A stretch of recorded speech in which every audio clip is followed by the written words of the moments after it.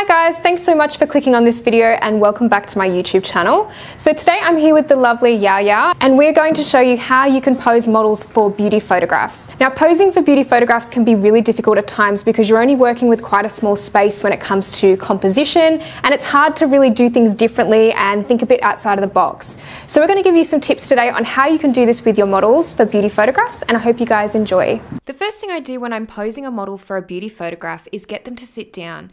Now this really helps with relaxing into different poses more, and it also helps for more eye-level photographs, especially if you're short like me. You can also place a small table in front of the model to give them something to lean on.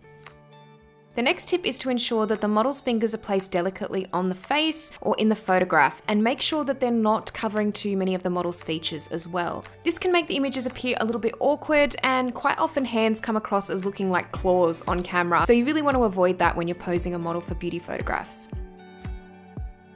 The next tip is to ensure that the model's palm is facing away from the camera lens. This ensures that the hands won't look too awkward, they look a little bit more graceful, and it will be easier in post-processing since the palm of the hand is quite often a very different colour to the rest of the skin tone.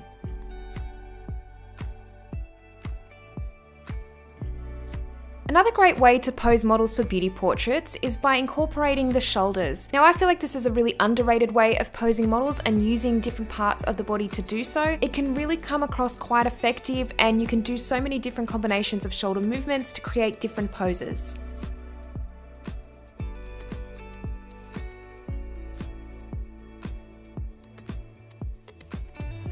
My next tip on how to pose models for beauty portraits is to be aware of the composition of your image.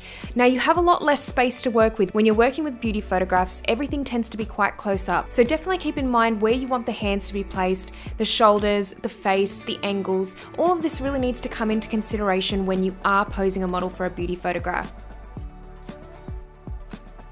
The next tip I have is to use different angles of the model's face to create different poses. As I've said, beauty photography is all about the close-up, so sometimes posing can get a little bit difficult, but by using different angles of the model's face, you can really create some interesting and different style portraits.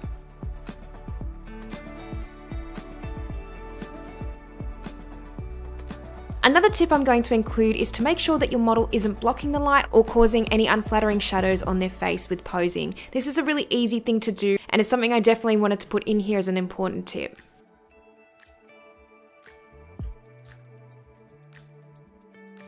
And the next point that I want to make is about posture. Now posture can really convey different moods within your photographs and it's really underrated. Along with using the shoulders in shots, the actual posture of a model can really determine the type of vibe that you might want to achieve for your photos.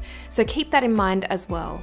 My next point is to make sure that you're showing your model references if you're wanting them to achieve any particular pose and actually demonstrate. Feel free to do this because it really helps the model to see what's needed for the photo and it can really help you to communicate the poses a lot better. This is something that I always try to include on the mood board prior to the shoot.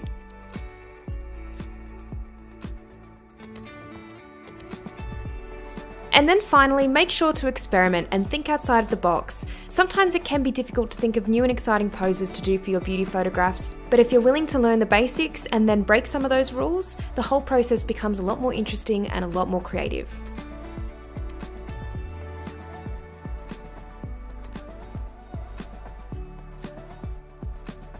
So we just want to thank you guys so much for watching this video. If you liked it, please give it a thumbs up, and if you haven't subscribed to my channel already, make sure that you do because I'll be posting a lot more videos like this one in future.